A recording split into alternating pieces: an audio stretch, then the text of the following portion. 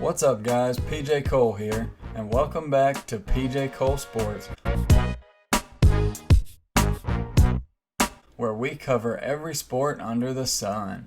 This is our first video in our Best Ofs series, and this week is Knockouts.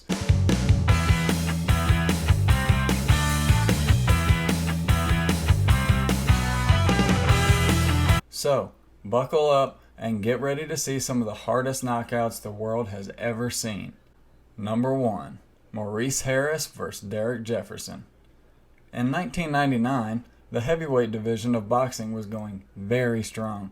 We had Evander Holyfield, Lennox Lewis, David Tua, Hasim Rahman, but we also had some very exciting contenders outside the top tier of heavyweights.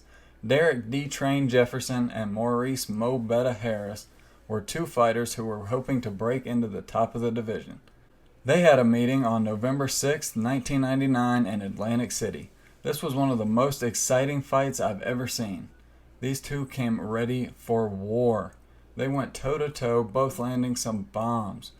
Jefferson dropped Harris in the second round twice, only for Harris to make a comeback and knock him down only seconds later.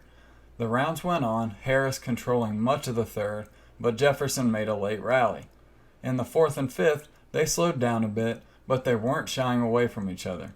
In the sixth, both men were tiring, and Jefferson came with a barrage to Harris's body, knocking him down. Then, Harris again turned the tide by staggering Jefferson, but in the middle of Harris's assault came the hammer. Jefferson hit Harris with one of the most vicious, lethal left hooks you'll ever see, sending Harris into the shadow realm by convincingly ending Harris's night and remaining undefeated. After this, Larry Merchant famously called out, "Derek Jefferson, I love you!" Number 2. Ashley Sexton vs. Usman Ahmed. On January 22, 2010, there was a flyweight match set between Ashley Sexton and Usman Uzi Ahmed for the English flyweight title at the Brentwood Center in Essex. Neither guy was exactly the greatest, but they were certainly both young and talented prospects in the UK boxing scene. With their dates set, there was a lot of trash talk leading up to the fight. Both guys were ready to square off with one another. Well, Usman Ahmed was the first fighter set to make his entrance. Apparently, he thought it would be a good idea to enter the ring like an absolute tool bag. He danced his way to the ring to the annoying tune of some annoying pop techno sounding song ringing through the Brentwood Center, dancing like that guy at Coachella who's had a bit too much Molly. Well, after he was done, it was Sexton's turn to make his entrance. He entered the ring like a normal person, and the second he got in the ring, Ahmed got right up in his face and started showing off in a very overly cocky fashion. Once the fight began, it was clear that Ahmed wasn't up to scratch with Sexton's power. Sexton also noticed very early that, in their exchanges, Ahmed was letting his left hand drop a little too much, leaving him open to a right hand. Well, it didn't take Sexton long to make Ahmed pay for lowering his left hand. He hit Ahmed with a beautiful right hand that absolutely starched him, brutally knocking him out. Honestly, I'm surprised that Ahmed lived to fight another day after this one. After it was all said and done, Ahmed got embarrassed, especially considering his entrance lasted longer than the actual fight. Don't drop your left hand, kids. Number 3. Arturo Gatti vs. Joey Gamache. On February 26, 2000, Arturo Gatti was set to take on fellow lightweight Joey Gamache in New York's famed Madison Square Garden.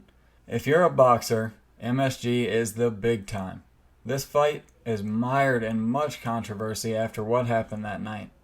The two had agreed to fight at 141 pounds, so they were both weighed in. But when Gatti showed up on fight night, he weighed 160 pounds. Gamache to this day still claims that Gatti didn't make weight at the weigh-ins. The fight opened, and it was clear from the opening bell that the size difference was a huge factor. Joey Gamache was a very talented fighter, but he just couldn't compete with Gatti's size and power. Every time Gatti touched Gamache, it looked like he had been hit with a block of cement. He dropped nothing but heavy bombs, knocking Gamache down twice in the very first round. When the second round opened, Gatti cornered his prey. Again, every punch landed was like Thor's hammer. Only seconds in, he caught Gamache and staggered him, quickly and violently knocking Gamache out with a mean 3-punch combo. Because of how the fight ended and the weigh-in disputes, Gamache suffered brain damage and was forced into retirement. He later sued Gotti and the New York State Athletic Commission. It was never settled, however, as Arturo Gotti was tragically killed in 2009. Horrible situation all around. Rest in peace, Arturo Gotti. Number 4. Canelo Alvarez vs. Amir Khan. On May 7, 2016, there was a huge fight set to take place between the champion Canelo Alvarez versus a very formidable Amir Khan for the WBC, Ring Magazine, and Lineal middleweight titles at the T-Mobile Arena in Las Vegas, Nevada. This was a new challenge for Canelo, who had recently gotten the belt and was now making his first defense. Canelo had the power, Khan had the speed. Khan had moved up 2 weight classes to take this fight. The fight opened up with the two feeling each other out, Khan probably getting the better of the exchanges. He clearly had the speed advantage. They established the high tempo early on. The early rounds were pretty even, although Khan was landing more. Come the 4th round, the punch counts were very even, but Khan seemed to be edging in front slightly. Khan had a slight edge on the exchanges, but again, Canelo didn't seem to be too fazed by Khan's punches. Round 5 was also even, no real hard shots landed, but come round 6, Canelo hit Khan with a left hook that seemingly swung the momentum of the fight back to his side. While Khan's head was starting to clear up, he ended up off balance with both of his hands down. In the moment, Canelo hit Khan with a straight, kind of overhand right that landed perfectly.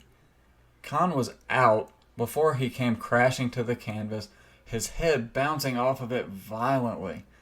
Needless to say, Canelo retained his belt. Number 5. Danny Garcia vs. Rod Salka. Danny Garcia was on a tear in 2014. He was the Ring Magazine, WBA, and WBC junior welterweight title holder. A date was set for Garcia on August 9th, 2014 against the lesser-skilled, totally unranked Rod Salka at the Barclays Center in Brooklyn, New York. This fight was soaked in controversy from the moment the fight was signed and announced at a catchweight of 142, so that Garcia's belts were not on the line. But on the flip side, this also meant that the champ was even heavier and more dangerous. Everyone seemed to know that Rod Salka had no business stepping in the ring versus Danny Garcia at this point in his career. No one was giving Salka the slightest chance to win. The odds were about 1,000,000 to 1.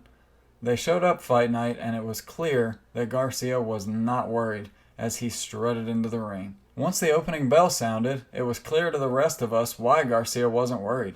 The first round was fairly uneventful. Garcia was feeling him out. In the second, everything changed, and it didn't take long after that. Garcia was throwing bombs. Every time Garcia hit Salka, it was like a bolt of lightning had struck him. Garcia hits him with a monster right hand, dropping Salka to the canvas. Salka gets up, and Garcia cornered his man. He dropped Salka again with a heavy barrage of mean punches. Salka, again showing his heart, got up. This may have been a mistake because Danny Garcia came after him like a heat-seeking missile. He was throwing haymaker after haymaker. So then, he hits Salka with a right-hand, left-hand combo once, clearly rocking Salka, but Salka confusingly pumps his chest as if to say, "Come on." So, Garcia came on. He hit him with another right-hand, left-hand combo that absolutely rocked Rod Salka, knocking him out brutally and swiftly, and Garcia's reign continued. Well, thanks for watching, guys, and remember, these are just 5 of the hardest knockouts of all time.